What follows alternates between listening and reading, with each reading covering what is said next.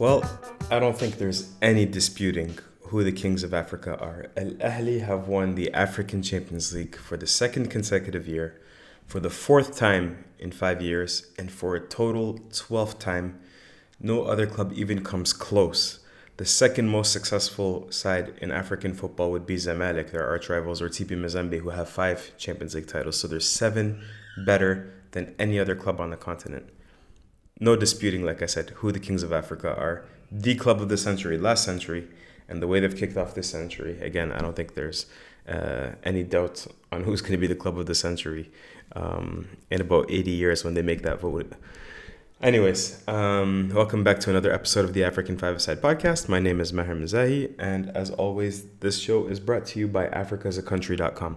I do have my TV over here. I'm still watching the trophy ceremony of the CAF Champions League. So all of this is going to be very, very fresh in my mind. I still haven't had the chance to digest a lot of the information or read other people's thoughts. But Al Ahly beat Esperance de Tunis in the second leg of the CAF Champions League 1-0, and it finishes 1-0 on aggregate because the first match, of course, finished 0-0 goalless. Look, you saw images of Cairo International Stadium before the match, 90,000 strong, and it felt like the Al Ahly of old, right? It isn't the Al Ahly of old because that atmosphere was on another level. This one is a little more commercial. It's a little more corporate, but it's still very, very good. It's still one of the best on the African continent. Definitely top 3 to 5 for sure. And when you have a club that's experienced, that's playing, in their 5th consecutive Champions League final, they're used to handling that kind of pressure. And the thing that it's a cliche, but almost every single coach says is, make sure you get through the first 5 minutes of the game, get through the last 5 minutes of the first half, so before halftime, the first 5 minutes of the second half, and the last 5 minutes of the match. Those are usually moments where teams can be, primed to make mental mistakes. Esperance de Tunis, with this side in particular, because they had a huge turnover over the summer, not really used to playing in the final of this competition. And as a result, they conceded within the first 5 minutes. And that's just absolutely unacceptable if you're an Esperance de Tunis fan. Credit to Al Ahly. Great ball in from Hussein Shahat off the corner kick. Ramy Rabia nods it to the bottom corner. It was going off target. It's deflected by Roger Aoulou, the Togolese midfielder, who I thought was man of the match in the first leg. And the ball is redirected past Amanullah Mimish. 1-0 Al Ahly within the first 5 minutes. And it's one of those where Esperance were clearly, I think, using a zonal marking scheme. So they were all lined up, within the 6-yard box, sort of in a line. And it's just one of those where the ball drops in one of those zones, which is, it seems to be between two players. There's a player running, the Ramy Rabia, the Al Ahly defender, is running onto it with more momentum. And it's just one of those balls that, classically beats a zonal marking scheme.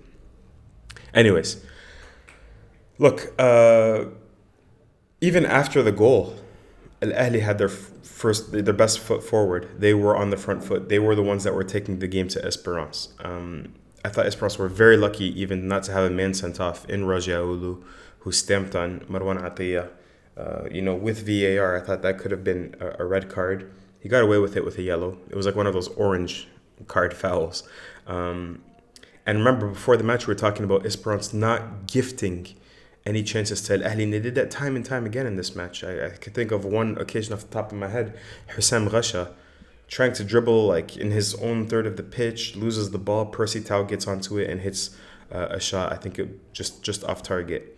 But one thing that Houssam Ghasha, the left winger, and Jan Sass, the Brazilian right winger for Esperance, were doing well was that they were defending deep. So they definitely they were making mistakes. They were handing stuff to Al Ahly. That was one of the keys that they couldn't do.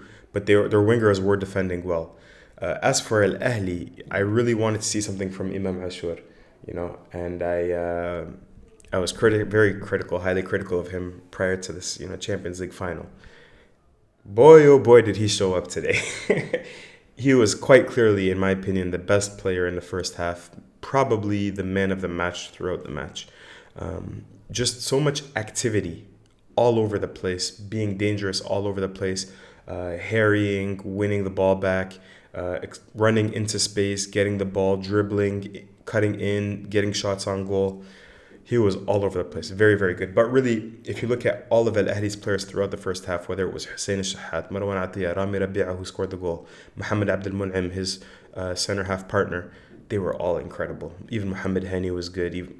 Everybody was good. There was maybe only Percy Tau and Karim Fuad that had like mediocre, not bad, but like mediocre average first halves. And the only chance that Esperance managed to conjure was a counter-attack between the two Brazilians, Yansas and Rodrigo Rodriguez. And then there was like a free kick that was like 35 yards away that was just poorly taken by Yansas. So complete domination from Al-Ahli in the first half.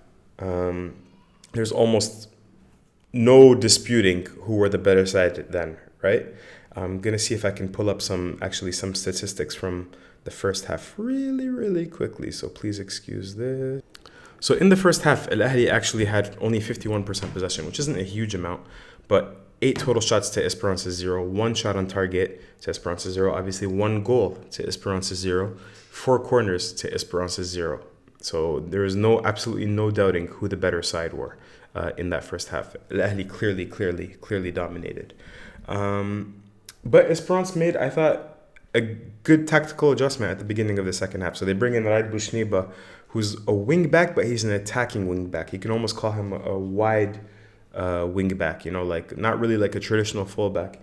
And he replaces Ben Ali, who is more of that mold of like the conservative fullback, like a Mohamed Hani, for example. And Bouchniba, he's the one that's going to take up, the wing and tug that right touch line. Hussam Tqa, the right central midfielder, also plays a little bit wider. And Yan Sas, the Brazilian right winger, who's left-footed, he came more central. And I thought this was a great move by Miguel Cardozo because it got Yan Sas on the ball time and time again. And they did a really good job of freeing him up. And he was combining with Rodrigo Rodriguez, the striker, very, very well. And that's how Esperance got their best chance of the match. And it came, I believe, in the 62nd minute. Yansas played a 1-2 with Rodrigo Rodriguez and hits the ball with his worst foot, the right foot, his bad foot, technically. And it flies just, like a centimeter away from the post. And that really was, in the end, Esperance's only real opportunity in this match. They had like a chance on a corner kick in the 57th minute where the ball wasn't really cleared properly, and that was like a half chance. But that chance by Sas was a big chance that Esperance couldn't capitalize on. I thought Marcel Kohler did a really good job of countering that tactical adjustment by Miguel Cardozo by bringing on Aliou Dieng. And Aliou Dieng is going to sit back in a double pivot alongside, I don't remember if it was Marwan Atiyah or Akram Toufiq. I think it was Akram Toufiq. And as a result, they bring in a solution in central defensive midfield for Yansas, who's now playing as a central attacking midfielder. Really, really good sub by Marcel Kohler. My hat tip to him. But overall, as this match got into, the 70th minute, I was waiting for Esperance to hit another gear. Because these matches, sometimes I liken them to middle distance running. I don't know if you guys watch middle distance running, like 800 meters or 1500 meters. And it's not necessarily about who can run the fastest, the longest. It's all about rhythm, pace, and making a move at the right time. And it's a very, very tactical race. And this is how I see these matches, in the semifinals and the finals, where it's like you have to wait for the right moment. If you try to attack all out, if Cardozo tried to do that, for example, in the 50th minute or the 55th minute, you can get caught, leave yourself exposed, you can get caught out, and then Ahly scores a second goal, and then this tie is over. So he's biding his time, and I'm waiting for him to, shift gears into that 4th or 5th gear with 15 minutes to play, 10 minutes left to play, and time is running out, and they never really did it. He made some substitutes. I thought Ogbelu, the Nigerian midfielder, had a horrible entrance. One of the worst substitutes appearances I've seen in world football in a very, very long time. Just did everything wrong. Fouled anytime an Ahly player got close to him, on the ball, gave the ball away every single time. Just very, very bad. I thought Esperance needed a second striker. They only had Ben Hamouda, who's not really a good player.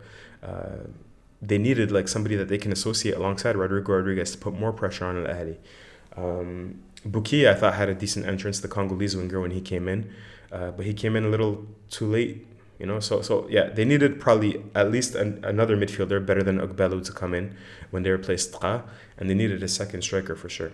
But Esperance, they don't have the quality in their, let's say, 15 or 16 or 17 man squad that Al Ahly do. Esperance have a good 11 players. They don't, or maybe 12 players. They don't have good 18 players like Al Ahly do. And overall, I think that was in total probably the main difference between the two sides, as Al Ahly are lifting the championship trophy here as I'm speaking to you. Later on in the match, Efsha even hit the crossbar from a free kick, and so Ahly could have added a second. And by that point, it was just like, it felt like we could have played another half of football, and Esperance were not going to do anything. And if anything, Ahly were going to add to their goal. So I think overall, definitely a deserved title for Al Ahly. Congratulations to the Red Devils. Esperance didn't create nearly enough chances over the two legs, so they don't really have anything to complain about. Al Ahly were the better side. They're worthy champions. And once again, they're going to be the ones. Well, next year we're going to have a few clubs at the Club World Cup. So Esperance de Tunis will be one of those clubs. So it's not like, these Champions League finals are there's a little less riding on them now that the Club World Cup is an expanded version of itself. But yeah, Al Ahly can put another notch on their crest, 12 Champions League titles. Congratulations to them. Let me know what you thought of the match. It wasn't really like a very, very entertaining match, but it was a good match, I thought. And I mean, officially, the interclub calendar is over. No more CAF Confederation Cup, no more CAF Champions League. Most of the leagues around the continent are pretty much done. And so now it's time for us to shift gears and start producing a different kind of content that's still going to be engaging on African football. So anyways, thanks for listening. It's been another episode of the African Five-A-Side podcast, and we'll speak to you soon. Peace.